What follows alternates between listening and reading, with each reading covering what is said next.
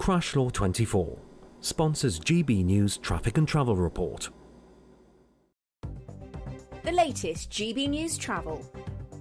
Good evening, I'm Johnny Ratner. Big problems in County Durham, a few miles to the west of Darlington, where a serious accident has closed the A67 between Gainford and High Coniscliffe. In York, Skeldergate Bridge is blocked off. A tree's come down. That's causing long queues through the city centre as you divert. In North London, on the other side of the North Circular, north of Wood Green at Widgemore Hill, Green Lanes is blocked northbound by an accident on that stretch of the A105. And the M2 in Kent remains shut coastbound 2 to 3 near Rochester, a lorry caught fire that was involved in a serious accident. And that's the latest. You can stay up to date throughout the day by visiting our website, gbnews.com. Crash Law 24 sponsors GB News Traffic and Travel Report.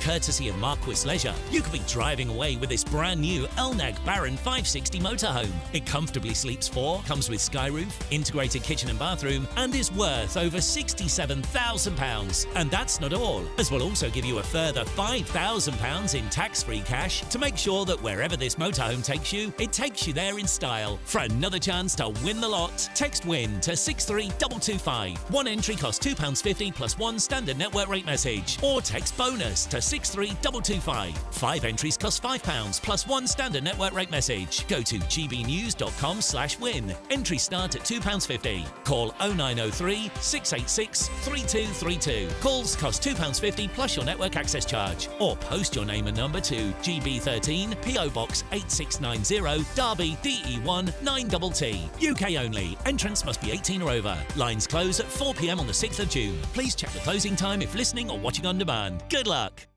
Exciting news. Every Friday, my Patrick Christie's Tonight Show is going to have a twist to it. We're welcoming some special guests. You. That's right, on Fridays I'm going to be doing my show in front of a live studio audience because this show is about you and what you have to say. It's going to be the same big debates, same big topics, same big opinions. But every Friday night at 9 p.m, you are invited to come on down to Patrick Christie's Tonight to be a part of the action. Only on GB News, the People's Channel, Britain's news channel. Mornings don't have to be tiresome, especially if you have the right company. Wake up to news as it happens, opinion and debate, and of course, a little bit of entertainment too. Because when the kettle's on, we're on. That's Breakfast on GB News, a show worth waking up for. Every morning from 6 a.m. Only on the People's Channel, Britain's news channel. We'll spread the news, you spread the word.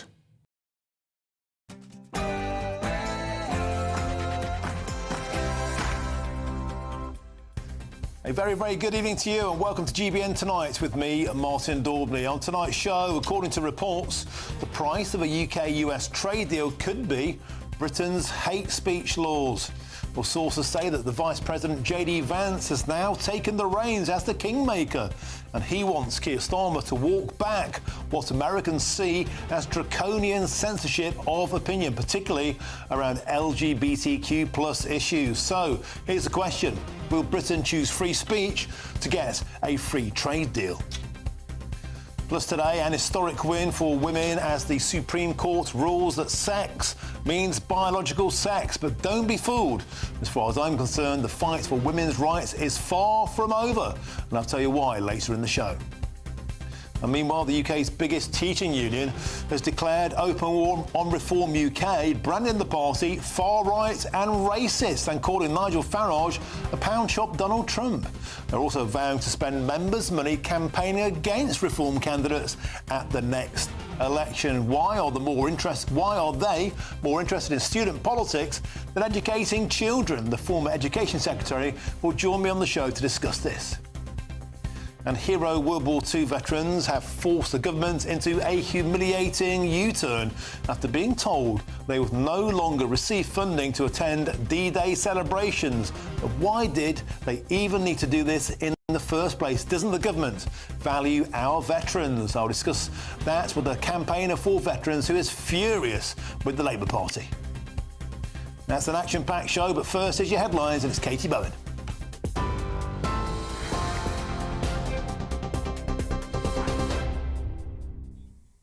Martin, thank you and good evening. It's 1 minute past 7. These are your latest headlines from the GB newsroom. The top story today, the Supreme Court has ruled that the terms woman and sex in the Equality Act refer to biological sex and not gender identity.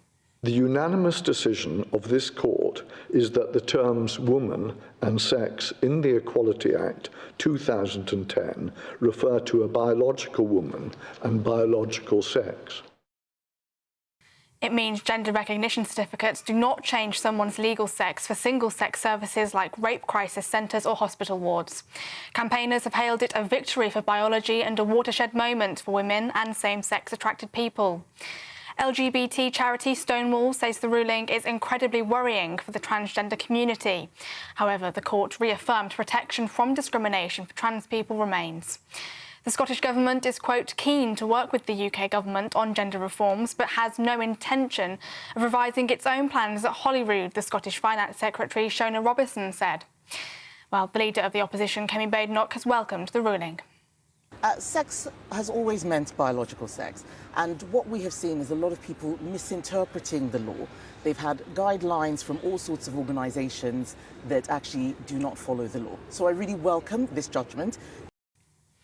The leader of the Liberal Democrats, Sir Ed Davey, also gave his reaction a short while ago.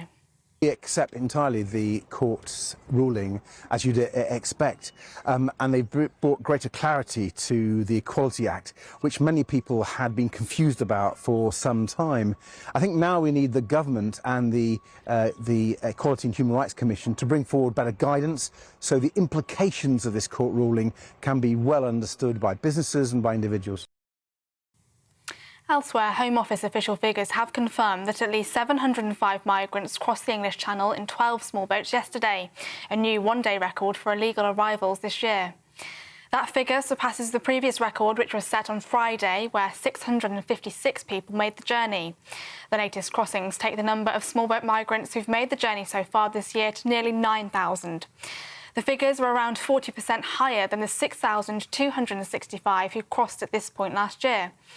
A Home Office spokesman said that they are intensifying collaboration with France and other countries over tackling gangs' business models and introducing tougher enforcement powers under new legislation.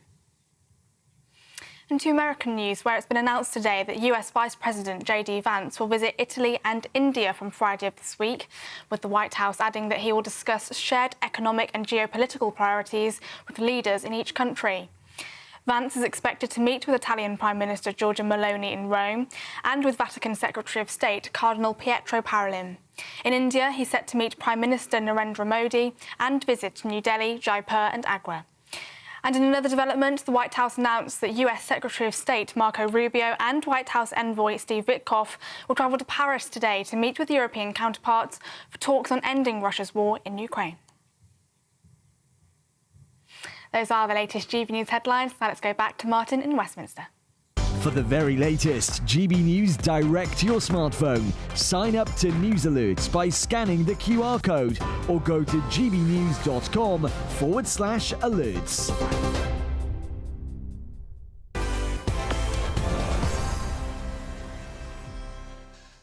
Thank you, Katie, and welcome back to GBN Tonight with me, Martin Daubney. Now, you might remember that earlier this year, when Vice President of the United States, JD Vance, ruffled feathers at the Munich Security Conference, taking aim at EU bureaucrats over freedom of speech. And what I worry about is the threat from within, the retreat of Europe from some of its most fundamental values, values shared with the United States of America. In Britain and across Europe, free speech, I fear, is in retreat.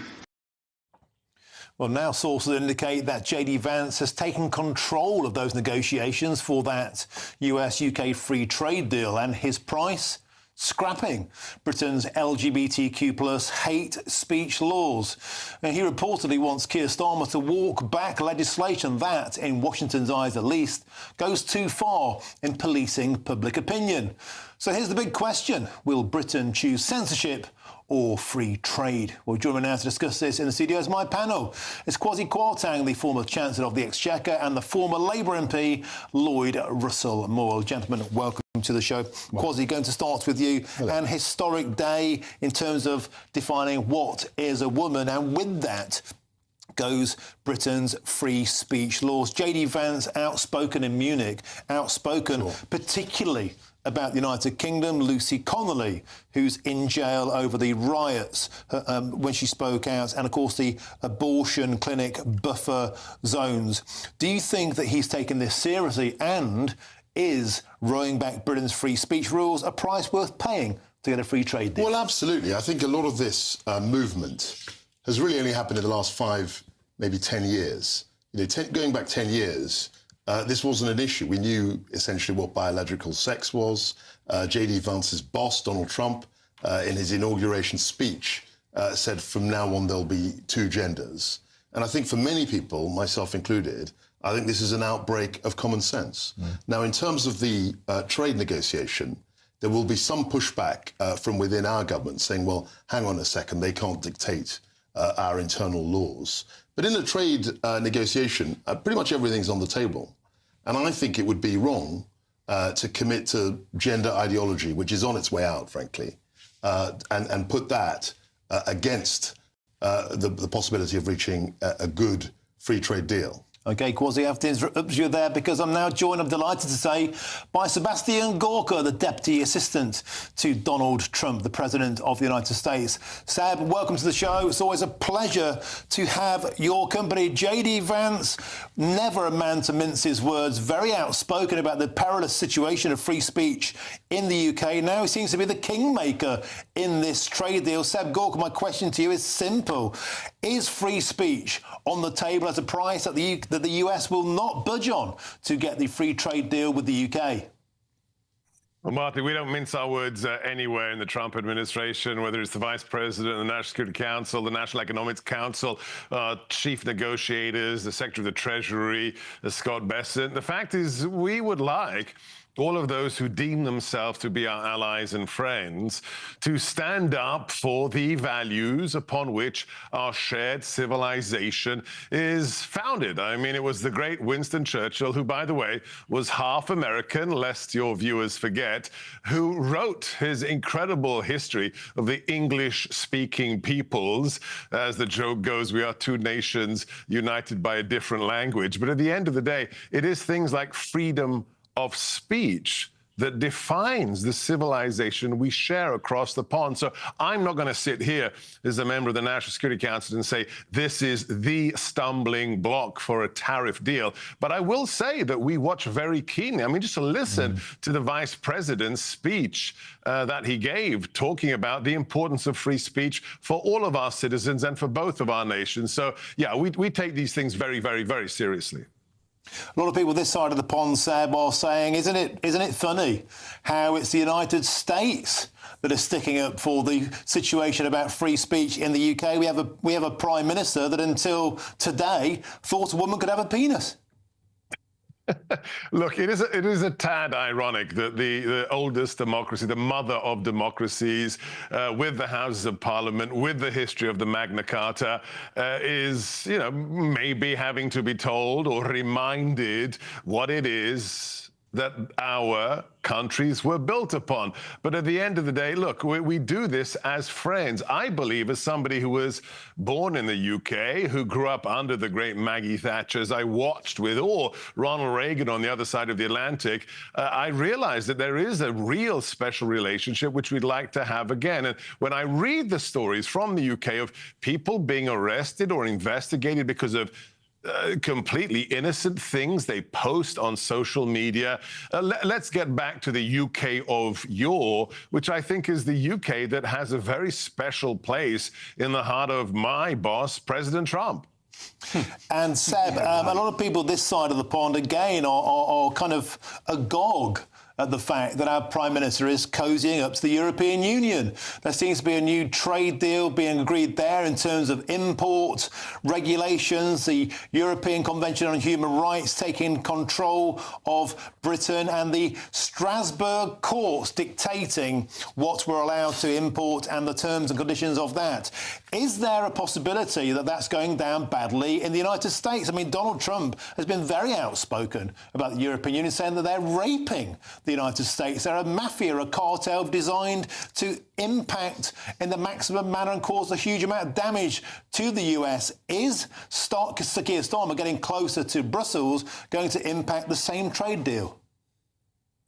There's a reason that Nigel Farage is a friend of the current commander-in-chief in the Oval Office. There's a look. Just look at the math. Don't listen to what I'm saying. Look at the math. Well, why does the EU? Why do EU nations have a 20% tariff, and why does the UK get half of that? For a special reason. And of course, Brexit is seminal. Do we have MAGA? Do we have America First? Without Brexit happening before, that's paving the way for not populism, which has become sadly some pejorative-laden form, derisive phrase of late, thanks to the left. But what are we talking about? Representative government. When did 17.3 million Brits vote for something? Never until Brexit. And that's why we had 77 million Americans vote for President Trump, because they want a government which represents them. I think that is true for whichever side of the Atlantic we're speaking.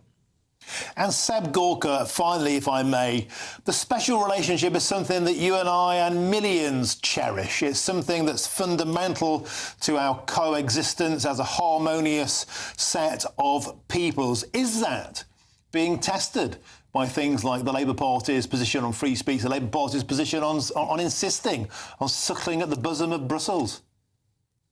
Look, this is the third time you very diplomatically tried to get a presidentially commissioned officer of the White House to qualify 10 Downing Street. I will not do that live on air. I will say, how about this? Proof of the pudding, my first foreign visit as Senior Director of Counterterrorism and Deputy Assistant to the President will be to the UK imminently. So draw from that the conclusions you will. And I think the President, too, is looking forward to being back in the UK for another state visit, this time under King Charles. So draw the conclusions that you will, but we do love Blighty over here. Seb Gorka, Deputy Assistant to the President, Donald J. Trump, a diplomat, a gentleman. Thank you, as ever, for joining us today on GB News. Thank you very, very much indeed. Now, loads of food for thought there. Let's get back to my panel. Let's get straight to Lloyd Russell Moore. There we go. The cards are on the table. Go with free speech, go with the US, or potentially pay the price. Well, I have seen some of the biggest rollbacks of free speech in the US in the last few weeks than I have seen in an awful long time. I think what is happening there is extremely dangerous. Donald Trump instructing universities what to say and what to do. But tell them not to be anti-Semitic. No. You're saying don't be anti-Semitic or defund. That was not the case. Seems reasonable. People were highlighting the genocide that is going on against the Palestinian people, organised by the Israeli government. Not anti-Semitic. In fact, it's anti-Semitic to suggest that criticising. No, it is a genocide. We know it's a genocide. We've seen it in our own eyes now. I previously did say alleged, but I think now it is very clear. And what we see in the US is if you speak out a different view on it, OK, that's fine. I'm happy for other people to say it's not genocide. That's free speech. But in the US, if you say it's genocide and you have a green card, not a citizenship, deportation. It is the most disgusting, revolting country that I have seen in a long time.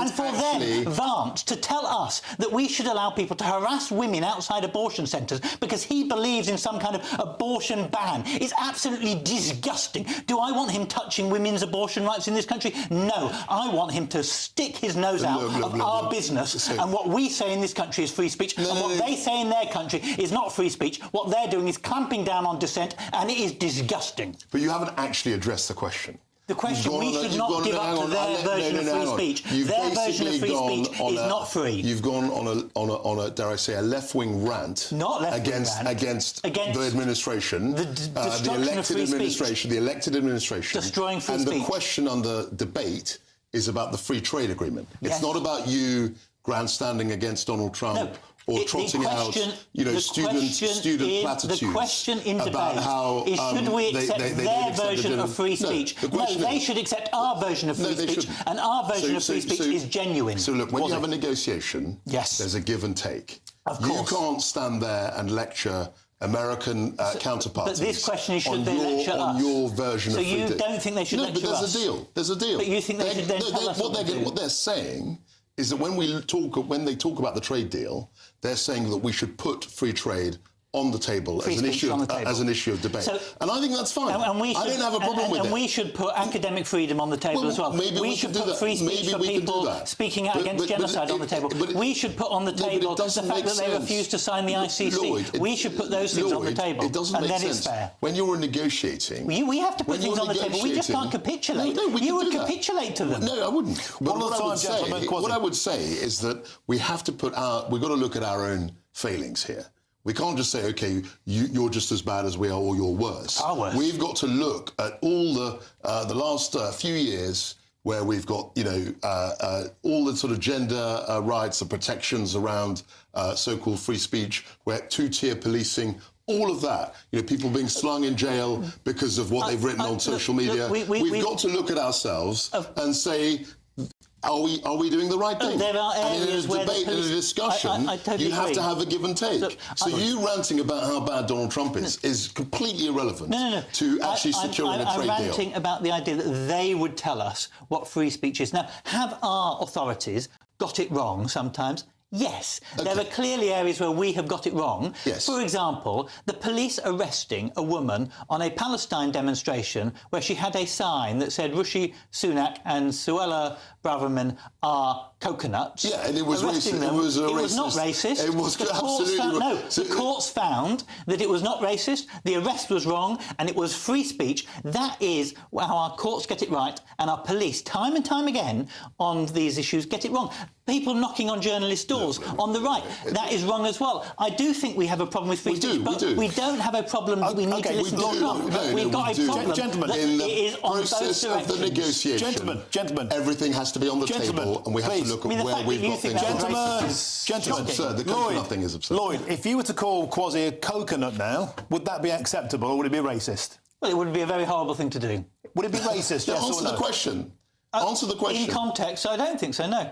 So you think it's OK to call Kwasi? I wouldn't call him that. I wouldn't call him that because there's free speech also has consequences. So you can say something to someone, but it didn't have consequences in that case. They said, "Oh, no problem." It had consequences that she was arrested and lost her job, and then when it went to court, they found it was not racist. The courts found correct. So coconut's not racist. In that context, that's complete nonsense. Everything is context. In that context, it was not racist. How could it not be racist in that context? It's absurd. Well, that's what the courts found, and as a non-white woman, she was entitled to use satire and to say it's not satire. It's abuse. It's abuse. It's pure abuse. So you do think that should be made illegal. But I think it was racist. But if someone says something that is horrible to trans people, that shouldn't be made illegal. I think we have to be fair and equal on these things. I want to see more free speech. I don't think the US is going down the right track. They're going down, clamping down on it. I think we have got it wrong sometimes here on both sides.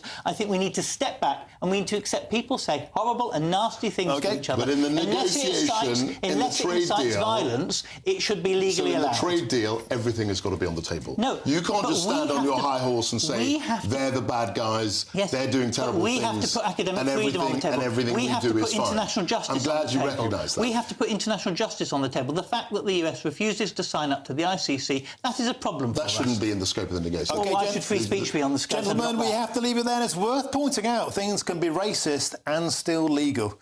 Let's move on, gentlemen. A fantastic start to the show, Kwasi and Lloyd. Brilliant. Now, coming up next, an historic win for women today as the Supreme Court rules that sex means biological sex. But don't be fooled. As far as I'm concerned, the fight for women's rights is far from over. That's next.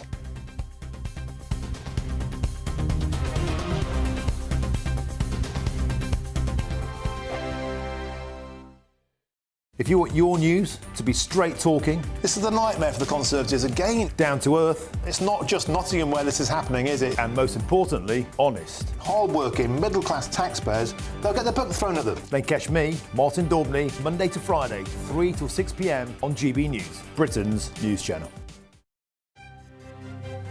GB News Breakfast, every day from 6 a.m. A toddler has been kicked out of nursery for being transphobic. This is political correctness gone mad.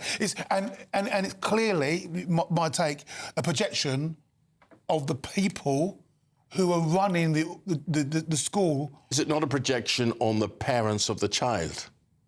For me, it is a school trying to be more Welsh than Cardiff. Yeah. It tries just going over the top. It's hard to believe, though, isn't it, Jennifer? It is, and it's not an isolated incident. The same statistics from the Department for Education show that 178 primary school children across the state sector were excluded in 22-23 for supposed homophobia or transphobia. And as you're both saying, I don't think it's possible for a toddler or a young child to be homophobic.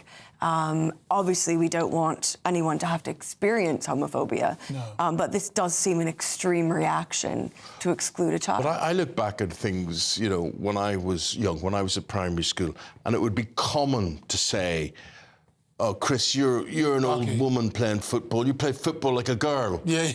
Now, you could never say that today or mean that, but when you were 7 or 8 or whatever it is, that was accepted. Sure. You know, that's the way it was, because girls didn't play football. Yeah, sure. Or when I was growing up, of course, you know, a nice little white family, the little child might go, oh, look, that guy's black. Mm-hmm. Oh, look, he's they used to say darky back in the day, you know. So, yeah, of course, the young child is going to be unfiltered, and what he or she sees in their mind comes out of their mouth. Parents are sort of like pulling, no, you don't say that. And it may come out in an unfiltered way or an inquisitive way. But I think the kids are hearing it at home.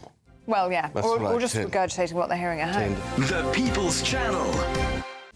This is Britain's newsroom, where your voice matters. It's just astonishing. With expert analysis and honest opinion, we don't just keep you informed. We bring you unique perspectives you won't see anywhere else. Can't argue with any of that. When the news happens, it happens here. On Britain's newsroom, weekdays from 9:30 a.m. Only on GB News.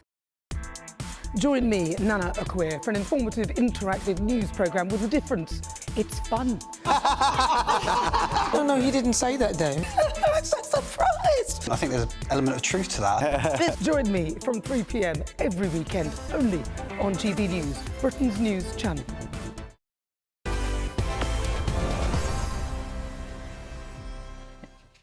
Welcome back to GBN Tonight with me, Martin Daubney. Now, women in Britain were dealt an historic victory today after the Supreme Court ruled that the legal definition of woman is based on biological sex and not on gender identity. And here, Lord Hodge is delivering that historic ruling earlier on today.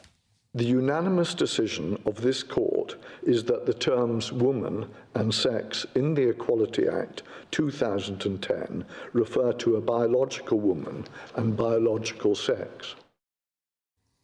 Now, many people might believe that this signifies the end of biological men invading women's spaces. But in reality, the war for women's rights is only just beginning.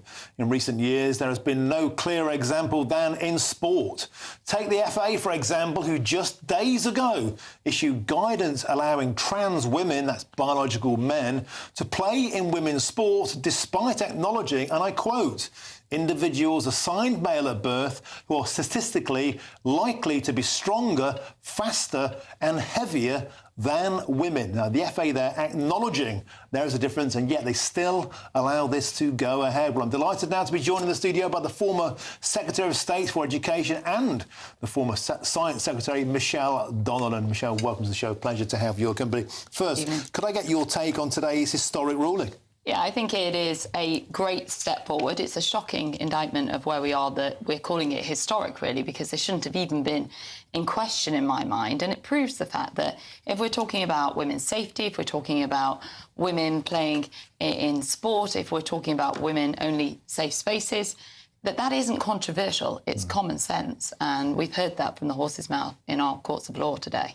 Do you think that this will now take over as a new framework for common sense? We've got a Prime Minister who only like a few weeks ago said that 99% of women don't have a penis, but some can.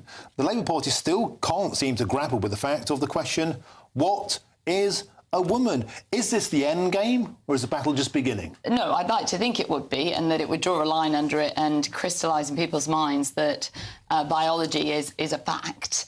But unfortunately, there are those that are still questioning today's outcome in different sections of society. But I think politicians on the whole now are coming forward and acknowledging that this was the right ruling. Some of them are doing some backpedaling and rewriting history in terms of what they've said before, but at least that's a move forward for everybody singing on the same song sheet. Why did our political class and how did our political class become so captivated by trans ideology? I mean, most people don't even understand it. Yet it became fact. It became the template for how we dictate policy and how we arrange things, basic things, like men being allowed into women's prisons, hospital wards, changing rooms and the like. I think people were afraid and didn't know the right thing to say, but also there was a great deal of abuse at those that did stand up and actually talk common sense. When I was in the Department for Science and Innovation and Technology, I commissioned an independent review to make sure that our public sector bodies and our academic institutions, when they're looking and recording data, that they're recording it based on biological sex and they're not conflating gender and sex. And the level of abuse and backlash that I personally received over that was astonishing. And I know that many people have stood up on this issue, and I think today is a victory for all of those. Some of them have even lost their jobs over this topic just by speaking up and saying, you know, this isn't right. OK, Michelle Donovan, thank you very much for your opinion. Let's bring in my panel now, Lloyd and Kwasi. Lloyd, I want to come to you first. Is today the day that the trans movement finally died? No, I think that it's perfectly reasonable for the court, and I will have to reflect on my positions that I've taken, which were slightly different to where the court has come to today. Let's be very honest. You think a woman can have a penis? I took very different positions in how the law should be interpreted. The court has said that, no, they want it to be interpreted like this, and I'll have to read that and reflect it. I think it's fair enough to say sometimes when someone says, this is how we're now interpreting it, you say, OK, hands up. I took a very different position. Why does it take the Supreme Court to spell out what is obvious? Well, it's clinically and provably and scientifically obvious. Why does it take a judge to say, oh, actually, you might have been wrong on this, Lloyd? Why can't you see the evidence with your own eyes? Because the Supreme Court's judgment still opens up a huge raft of questions that still will need to be answered. They talk about biological sex, but we have a law in this country. And part of the problem is, if I just take a quick segue, is that we have conflated gender and sex, and we've allowed people to change their legal sex when really we're talking about changing their social perception. So on certificates, if you get a GRC, you can change your passport and your birth certificate to say something different. So how does an employer, for example, know how to protect a space for people who are biologically women if all their documentation says one thing now? We now have a set of laws. The Supreme Court have interpreted it one way, but we have another law that effectively does something slightly different to that. So I do think there will need to be some reflection to make sure that we have a proper accommodation for trans people, that we have proper protection for them. But if we are going down this line of saying we see sex in one box and gender in another box, let the government come forward and suggest the government has said that today. Biological sex is truth, gender identity is a belief system. They have not answered those questions, for example, about how an employer would enforce that. How if you have suspicion, because what they did say is they said it's illegal for an employer to ask if someone has a GRC. It's illegal for an employer to discriminate against trans people. And so you are in a situation where the actual core issue here, which is for the very tiny minority, let's be honest, tiny minority of trans people or people who don't conform or people who were born... But that tiny minority of dictated policy and dictated safety. Kwasi, please come in. Look, so I think Lloyd is complicating this issue so what do you to the think nth should degree. happen? So in respect of what Michelle said, who I completely agree with, what people just couldn't get their heads round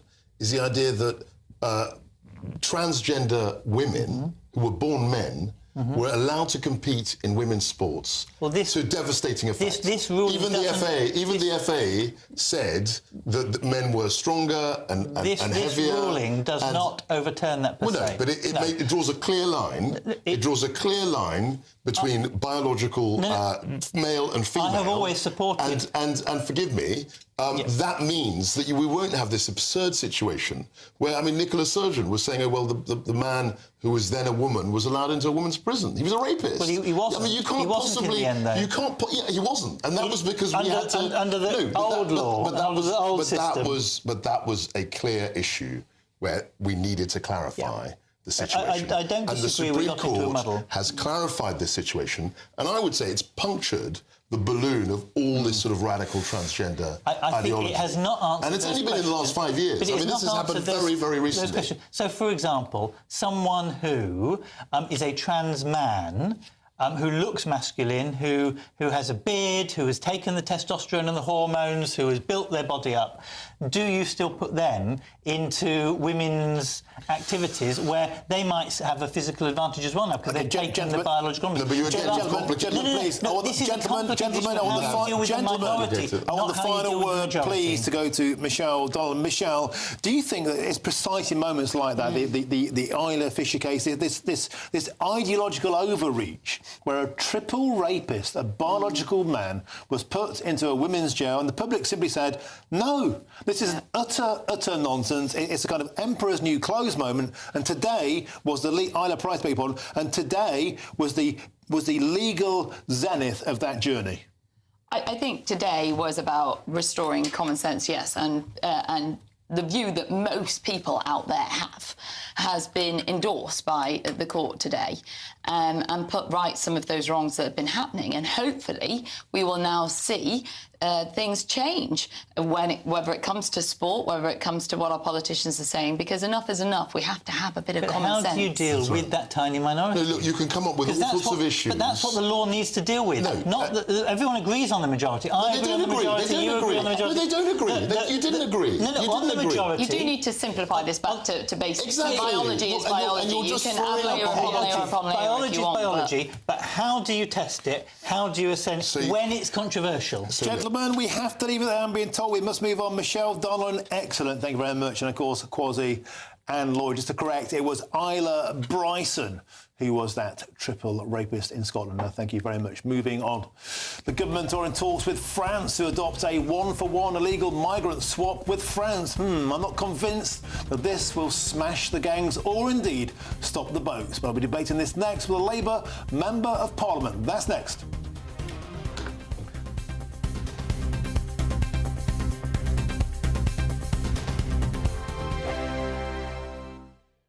Good Afternoon Britain isn't just about us. The wonderful thing about this programme is it's about everyone watching. It's an interactive programme. Well, there absolutely is something to see here, and we're going to be talking about it more. Whether it's breaking royal news, please bring us up to date, or indeed a particularly punchy speech in the House of Commons. Very, very curious. We bring it to you live, and then we bring you live reaction as well. That's Good Afternoon Britain, weekdays from midday. Only on GB News, the People's Channel, Britain's news channel. Mornings don't have to be tiresome, especially if you have the right company.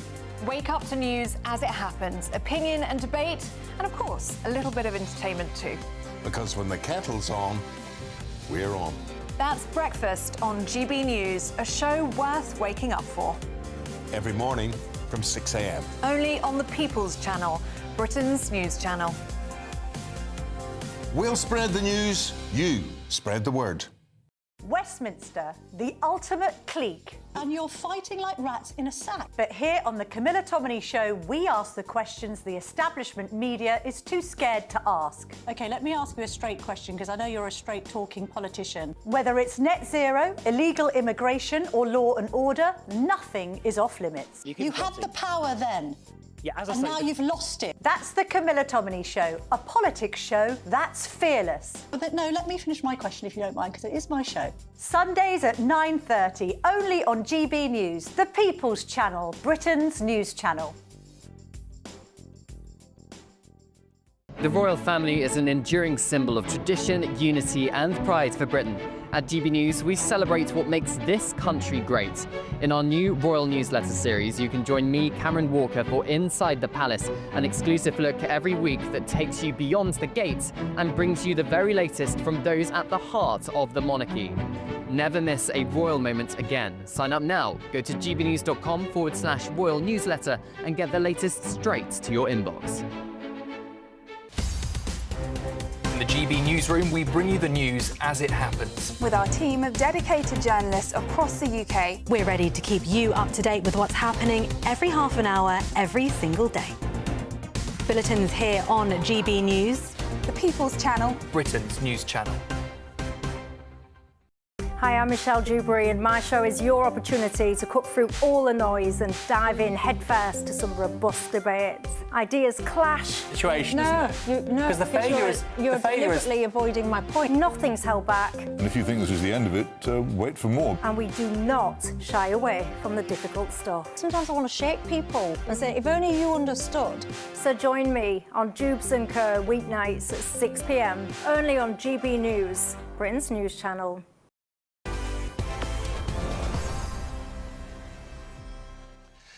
Welcome back to GBN Tonight with me, Martin Daubney. Now, another day, another record smashed. This time it's 705 migrants in just one day, and yesterday's total, the highest we've seen all year, smashing the previous record set on Saturday. Now, that's nearly 9,000 people who've now crossed in small boats so far this year, and we're only in April. And a reminder, that is 40% higher than this time last year. Now, Labour promised to smash the gangs. Instead, it just seems we're smashing records for illegal arrivals. So what's the new big idea to stop this? Well, a migrant swap deal with France has been mooted today, and they will take back one illegal migrant from us so long as we take one legal migrant from them. One in, one out. Seriously, is that the way to solve this crisis? Well, to discuss this, I'm delighted to be joined by the Labour MP for Bassett Law and the leader of the Red Wall caucus of Labour MPs in Parliament, and that is Joe White. Joe, pleasure to have your company. Joe, I know Bassett Law, obviously you do as well. Do you think that your good constituents will be wooed by the idea of one in, one out? Or, as I suspect, they will say all of the illegal immigrants should be sent out? I agree, it's not enough. But what we have to reflect is that for the first time in 5 years, the Home Secretary went to the northern coast of France and actually began negotiating with the French about what we need to do to stop those boats. So this is a test, a pilot. There's more happening. The French are changing their laws so that they can actually intervene in shallow waters to stop those boats actually leaving their shores. From May, there will be elite officers patrolling the French shores to stop those boats. There's going to be an intelligence unit based in Dunkirk that will investigate and prosecute the gangs that are bringing people across. And also there's going to be more drone pilots that will intercept the boats before they set off. So more action is being taken to stop them getting to the UK. And I agree that we need to go further than that. I very much believe and support the government's statement that no one has the right to British citizenship should they arrive here via a small boat. I agree with the government's actions that they are looking at the ECHR and Article 8, and I'm very keen to have the opportunity to debate that in Parliament.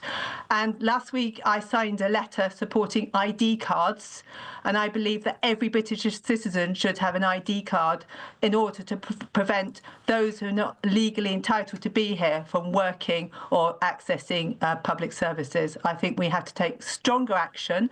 I don't think the proposal coming through today is good enough, and we need to work harder on this. I welcome the legislation coming through that will be tackling the gangs. That's still making its way through Parliament, but that will give us the powers to treat those gangs like terrorists right across the world, not just in this country. Joe, there's a few points to respond to there. Let's start with the obvious one, and that is, why should the United Kingdom accept anybody legally from France when the French simply aren't doing their job to stop the illegals arriving in Britain? Like, we can say they're clamping down. We've seen footage on GB News this week of the gendarmes simply watching as people up to their ankles in water go onto dinghies. Joe, I've had deeper baths. The French gendarmes simply aren't doing their job, and we're paying them £500 million a year for the privilege. How about, rather than sending back the people they're not stopping, how about we stop the money going to France so they do their blinking job? We came out of the EU in 2020, and we lost that shared agreement where when people come to this country, they should be returned immediately to the first country of safety that they arrived in. We lost that Dublin agreement, and now we're having to, 5 years on, we're actually negotiating a better agreement to restart to stop those people coming. And that includes ensuring that the French have tougher laws, as I just went through, to stop those boats from entering maritime waters. And at the moment, they have no powers to stop them stopping those boats getting into the shallow waters. We want boats to be able to patrol their coastlines to stop those boats getting out to sea, and that's what they've committed to doing, changing their laws to enable that to happen. And as I said, we need better intelligence, and they're establishing an intelligence unit at Dunkirk that will have the powers to investigate and prosecute the gangs, because it's the gangs that are bringing those people across, and they're using fewer boats but squeezing more people on, so those crossings are far more dangerous than what used to be. Yeah, I mean, it absolutely looks like a disaster waiting to happen. Let me ask a simple question. You're the leader of the Red Wall Caucus. If you talk to, I don't know, say 100 Red Wall voters in a room and you said, here's a new idea for you. There are 1,000 illegal immigrants in your seats. We're going to get rid of them all, but we have to take 1,000 legal immigrants from France. How many people out of that 100 would you think would say, yeah, this is a great idea? Because I think it'd be zero. I've already said I don't think it's going to work. I think we need to be tougher than that. But at the moment, it's the start of a negotiation, and we need tougher partnership with the French to stop those people coming.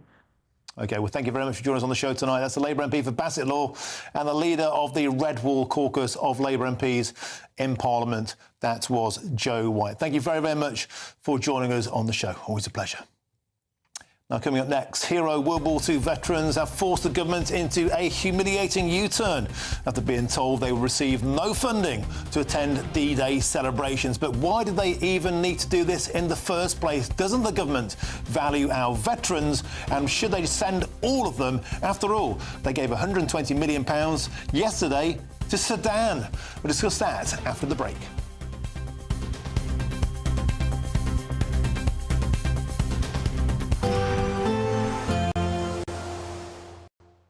Dinner under the stars tonight? That reminds me of our travel insurance. You mean All Clear Skies? All Clear Travel Insurance sponsors GBNews Travel Destinations Forecast.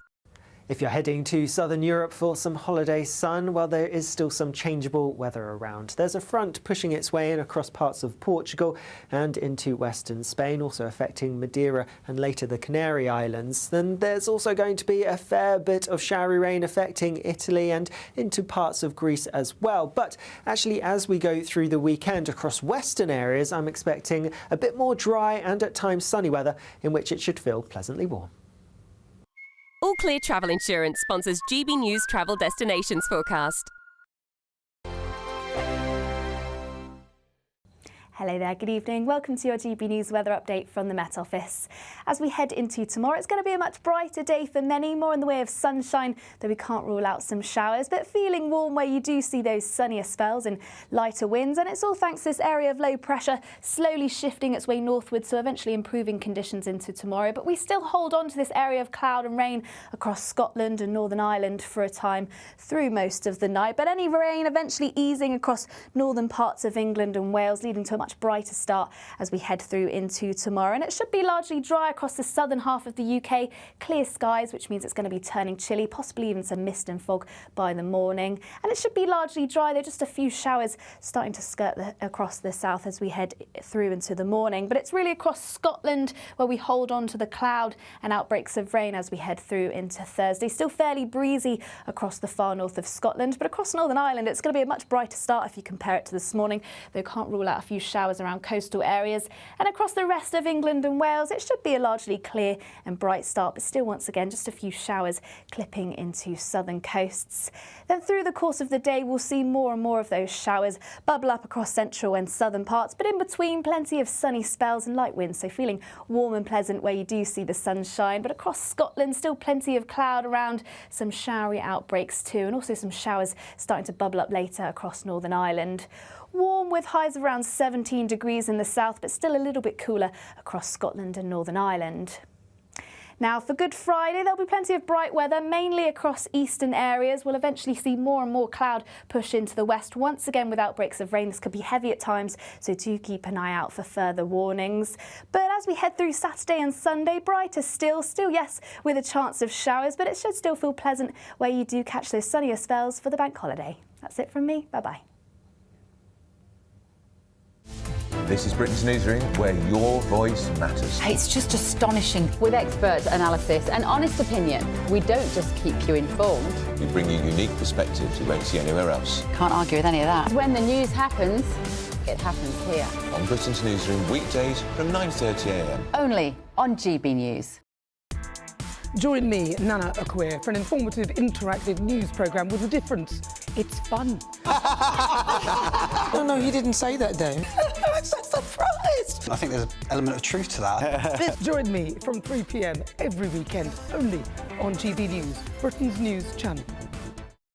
If you want your news to be straight talking, this is the nightmare for the Conservatives again. Down to earth. It's not just Nottingham where this is happening, is it? And most importantly, honest. Hard-working, middle-class taxpayers, they'll get their book thrown at them. Then catch me, Martin Daubney, Monday to Friday, 3 till 6 p.m. on GB News, Britain's news channel.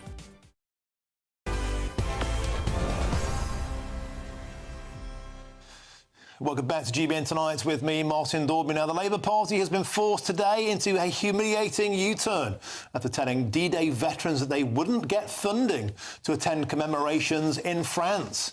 Now, the official line was that money would only go to UK-based events, a move branded morally unacceptable. But after a huge public outcry, the Veterans Minister Al Cairns backtracked, saying that support will be provided after all. Now, with only a handful of D-Day heroes left, I believe there's less than 100 surviving, this was never about the cost. It was about respect. And many people believe that the Labour Party have got this badly wrong. Well, joining me now to discuss this is my panel, Kwasi Kwarteng, the former Chancellor of the Exchequer, and the former Labour MP, Lloyd Russell-Moore. I'm going to start with you this time, Kwasi. Sure. Quite simply, there are literally vanishingly few World War II heroes left. The plan, the Daily Express had done a campaign on this, was to get all of them to Normandy if they wanted, and they would pay their travel, their accommodation. They gratefully accepted that. And now it appears that's been changed. Do you think this is a PR disaster? I think it's a PR disaster. I know exactly how it happened, having been a government minister. I think it will have come from the officials. They'll have said, look, we've had 80 years, we've had the 80th anniversary, now we've got to stop all the spending. And as you said, the cost is minimal. But the fact is that you don't know how much it's going to cost. You don't know how long our heroes are going to survive. So an official, probably low down in the department, would have said, let's just cap the cost now, no more. And of course, that official, anonymous, would have made that decision. And ministers who are publicly accountable would have waved it through. I'm afraid they would have probably signed off on it. And it was at the moment that they did the sign-off was when they should have realised that actually this is a PR disaster and defies... We've talked a lot about common sense on the programme today. This is completely nonsensical because the actual cost to the Treasury, as you've said, for putting people up in a B&B for a couple of nights is minimal. And in actual fact, the great work of this relies upon charities. There is a black taxi charity that literally drives these boys, often boys, mostly boys, all the way to Normandy. They even carry them across the beaches so they can dip their feet in the waters for one last time.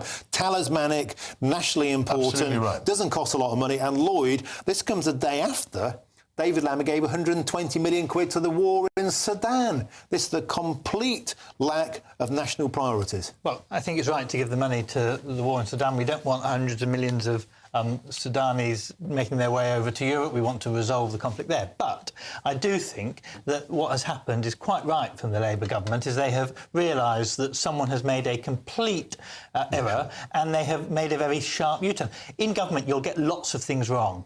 The test of a good government is not, do I never get anything wrong? The test is, do I U-turn when it's clearly wrong, quickly and efficiently? And so that's what has happened today. What I find inexplicable is that the paper, the submission that they call it, would have gone to the minister and they must have signed it off. Yes, but... Because actually, and the point that I find baffling is once the minister looks at the submission and reads usually about a side and a half, maybe 3 sides. I mean, it would be obvious. I mean, a child would have made the decision to say, actually, that's mad.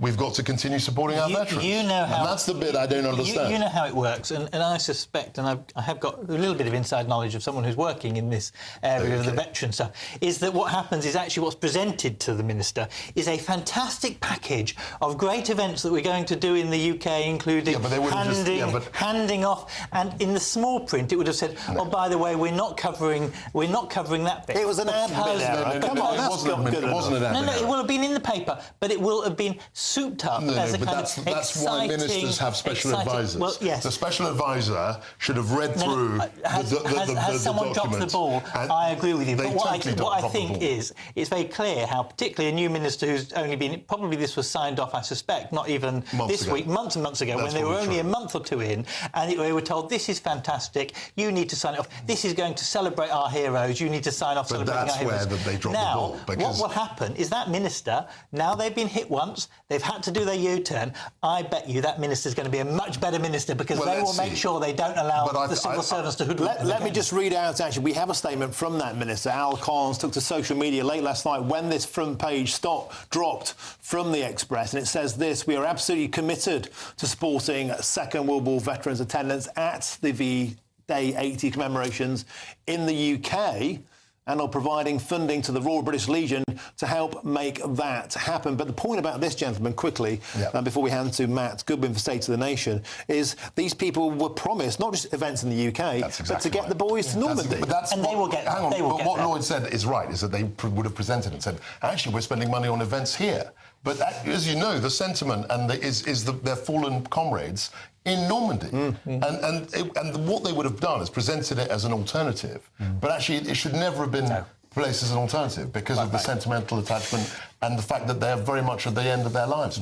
I think we're on the same page on this. You started the show with a blazing row, which is beautiful, and you part friends. That's the way we do it on the show. Kwasi Kwarteng and Lloyd Russellmore, thank you very much. Up next, don't go anywhere, State of the Nation, Matt Goodwin's back in town. What's on your menu? That's right. Well, we've got this new plan for solving the small boats crisis. Will it actually work? Numbers are soaring. I'll be talking to Richard Tice, Reform MP. We've got Lionel Shriver on the show talking about the latest two-tier madness in Britain's institutions. We've got Andrew Doyle talking about that big UK Supreme Court judgment. And in case you're giving up hope in the future, we've got a member of Gen Z coming live into the studio to talk about a brand new campaign to protect women and girls from rising levels of violence from migration.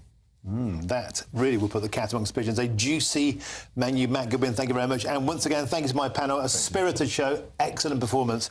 Lloyd and Kwasi, thank you very, very much. Now, I'll be back tomorrow, 3 till 6 p.m. on the Martin Dorby Show. Coming up next, though, as we just said, a fantastic menu with Matt Goodwin on State of the Nation. Have a fantastic evening.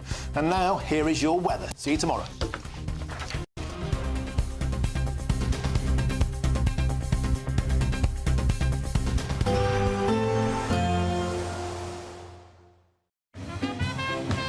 There will be a light breeze in the morning, leading to a warm front. Boxed heat pumps, sponsors of weather on GB News. Hello there, good evening. Welcome to your GB News weather update from the Met Office. As we head into tomorrow, it's going to be a much brighter day for many, more in the way of sunshine, though we can't rule out some showers, but feeling warm where you do see those sunnier spells and lighter winds. And it's all thanks to this area of low pressure slowly shifting its way northwards, so eventually improving conditions into tomorrow. But we still hold on to this area of cloud and rain across Scotland and Northern Ireland for a time through most of the night. But any rain eventually easing across northern parts of England and Wales, leading to a much brighter start as we head through into tomorrow. And it should be largely dry across the southern half of the UK. Clear skies, which means it's going to be turning chilly, possibly even some mist and fog by the morning. And it should be largely dry, though just a few showers starting to skirt across the south as we head through into the morning. But it's really across Scotland where we hold on to the cloud and outbreaks of rain as we head through into Thursday. Still fairly breezy across the far north of Scotland, but across Northern Ireland it's going to be a much brighter start if you compare it to this morning, though can't rule out a few showers showers around coastal areas. And across the rest of England and Wales, it should be a largely clear and bright start, but still, once again, just a few showers clipping into southern coasts. Then through the course of the day, we'll see more and more of those showers bubble up across central and southern parts, but in between, plenty of sunny spells and light winds, so feeling warm and pleasant where you do see the sunshine. But across Scotland, still plenty of cloud around, some showery outbreaks too, and also some showers starting to bubble up later across Northern Ireland. Warm with highs of around 17 degrees in the south, but still a little bit cooler across Scotland and Northern Ireland. Now, for Good Friday, there'll be plenty of bright weather, mainly across eastern areas. We'll eventually see more and more cloud push into the west, once again with outbreaks of rain. This could be heavy at times, so do keep an eye out for further warnings. But as we head through Saturday and Sunday, brighter still, yes, with a chance of showers, but it should still feel pleasant where you do catch those sunnier spells for the bank holiday. That's it from me. Bye-bye. Expect a warm front, moving from the kitchen right through to the rest of the house. Boxed Boilers, sponsors of weather on GB News. Courtesy of Marquis Leisure, you could be driving away with this brand new Elnag Baron 560 motorhome. It comfortably sleeps 4, comes with sky roof, integrated kitchen and bathroom, and is worth over £67,000. And that's not all, as we'll also give you a further £5,000 in tax-free cash to make sure that wherever this motorhome takes you, it takes you there in style. For another chance to win the lot, text WIN to 63225. One entry costs £2.50 plus one standard network rate message, or text BONUS to 63225. 5 entries cost £5 plus one standard network rate message. Go to gbnews.com/win. Entries start at £2.50. Call 0903 686 3232. Calls cost £2.50 plus your network access charge. Or post your name and number to GB13 PO Box 8690 Derby DE1 9TT. UK only. Entrance must be 18 or over. Lines close at 4 p.m. on the 6th of June. Please check the closing time if listening or watching on demand. Good luck. Westminster, the ultimate clique. And you're fighting like rats in a sack. But here on the Camilla Tominey Show, we ask the questions the establishment media is too scared to ask. OK, let me ask you a straight question, because I know you're a straight-talking politician. Whether it's net zero, illegal immigration or law and order, nothing is off-limits. You had the power then. Yeah, as I and say, now you've lost it. That's the Camilla Tominey Show, a politics show that's fearless. But no, let me finish my question if you don't mind, because it is my show. Sunday